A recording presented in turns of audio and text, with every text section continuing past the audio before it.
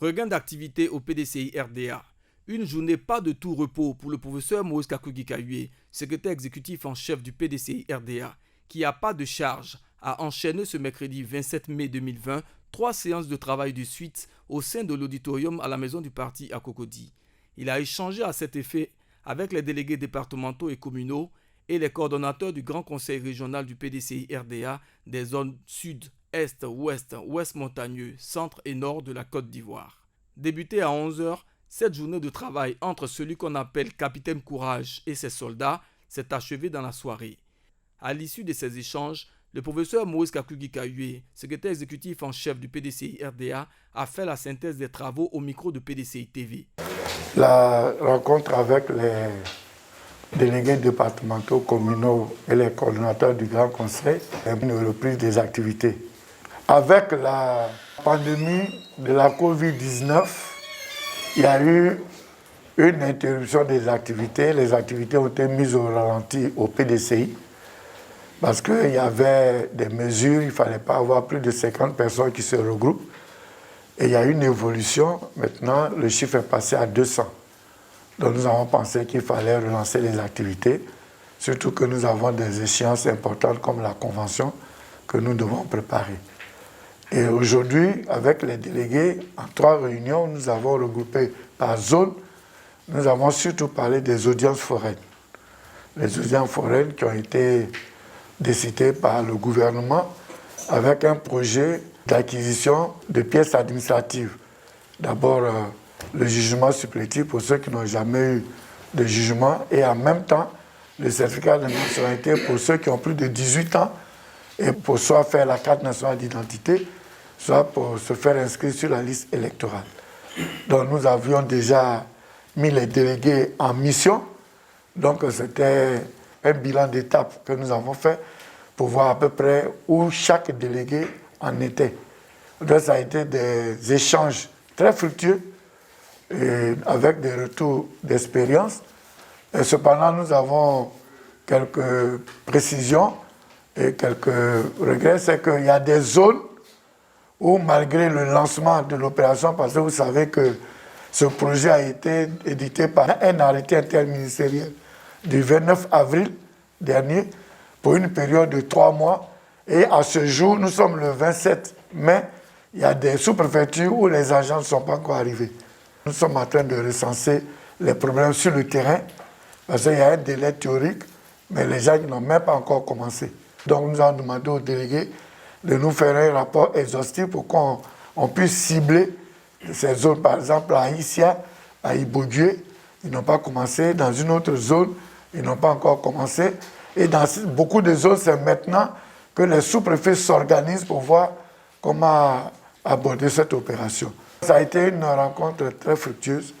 Et nous avons parlé aussi des commissions techniques nationales que nous allons publier très bientôt.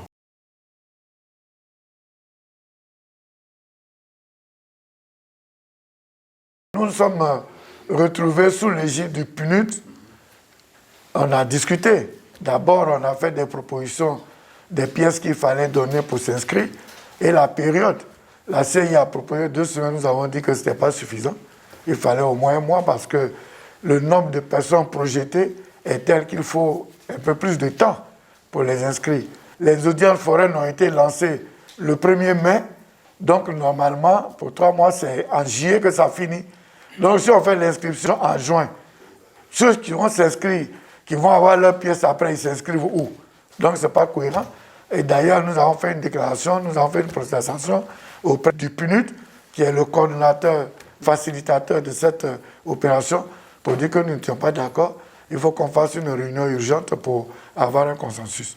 Donc ce qui a été annoncé n'est pas consensuel.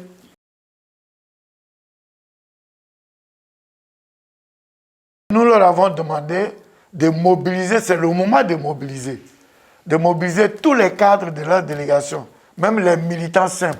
Le coût c'est 1000 francs, 500 francs le jugement, 500 francs le certificat de nationalité. Si quelqu'un, selon ses moyens, donne 10 000 francs, il a fait pour 10 personnes. Quelqu'un peut donner 20 000 francs, il a fait pour 20 personnes. Le 1 qui donne 1 million, il a fait pour 1000 personnes. Donc si on mobilise toutes les force vive du terrain. Il y a des ressources insoupçonnées. C'est la capacité des délégués à mobiliser les cadres. Et nous leur avons dit. Et qu'il faut qu'ils aient un esprit de conquérant. Il faut qu'ils se disent qu'ils sont dans l'opposition. Et qu'on n'obtient rien sans effort. Tout n'est pas de l'argent. Donc il y a d'abord la conviction, la compétence, l'organisation. Admettons qu'on dise, on veut donner l'argent aux délégués pour payer les thèmes. On leur donne l'argent. Mais s'ils n'ont pas quelqu'un qu'ils ont recensé, le thème, on peut mettre le thème quelque part. Donc d'abord, il faut un grand travail de recensement, d'organisation, de mobilisation. Nous avons lancé l'appel à des cadres, des groupes de soutien qui peuvent se retrouver, acheter des thèmes. On va les offrir dans les délégations où les gens ont fait des efforts. Eux-mêmes, ils y vont déjà. En ce moment-là, on les aide. Il y a des délégations qui sont aujourd'hui à près de 4 000, 5 000 personnes inscrites. Il y a un travail de fond qui est fait, mais nous, on veut l'accélérer pour avoir beaucoup de personnes inscrites sur la liste électorale. Et quand la révision va commencer.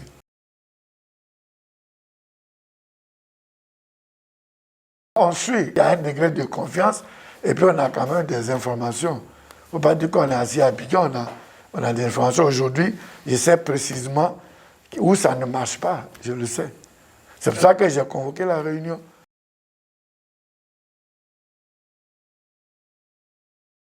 On a dit qu'on n'est pas d'accord, on recherche un consensus et je vous ai dit qu'on a saisi le PNUD qui est chargé de la facilitation du processus électoral.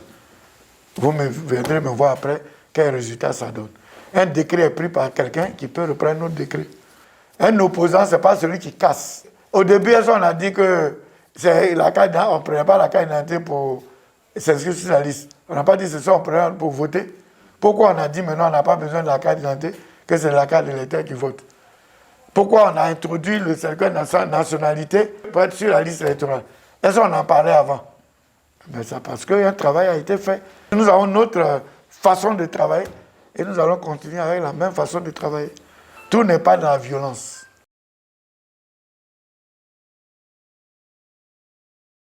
Moi, je voudrais dire aux cadres, les cadres, il ne faut pas qu'ils restent timorés. On dit que c'est une opération pour que le PDCI gagne les élections. Si vous êtes cadre dans votre village, dans votre milieu, et que des gens ont des besoins, que vous avez un peu de moins, mais vous faites le travail, après vous vous informerez le délégué. Il ne faut pas dire parce que le délégué ne m'a pas appelé, je ne bouge pas. Nous sommes dans une opération où on a besoin de tout le monde.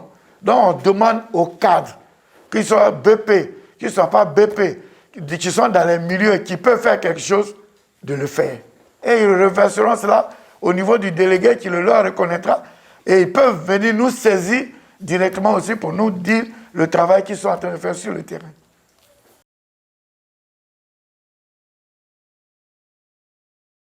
L'action d'envergure, c'est ce qu'on fait. C'est ce que nous sommes en train de faire. Appeler les délégués, les sensibiliser et ensuite appeler les groupes de soutien qui veulent aider. Il faut éviter le spectacle. On va mettre des gens en mission. On va dire, allez-y, ça va coûter 50 millions, on tourne. Mais les 50 millions, on peut pas acheter les thèmes. C'est ce que nous, on a décidé. On a décidé que les gens s'organisent et on va voir les délégations dynamiques qui ont beaucoup de militants qui payent, mais qui sont souvent en ce moment, il peut y avoir des soutiens. Au lieu de prendre l'argent pour aller se promener, et puis ça ne va rien donner. Nous, aujourd'hui, on cherche les gens qui peuvent nous donner l'argent pour acheter des thèmes.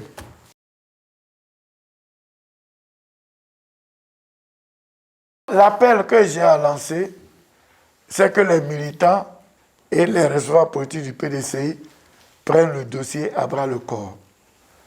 Parce qu'il y a un parti politique qui est au pouvoir qu'on veut déloger.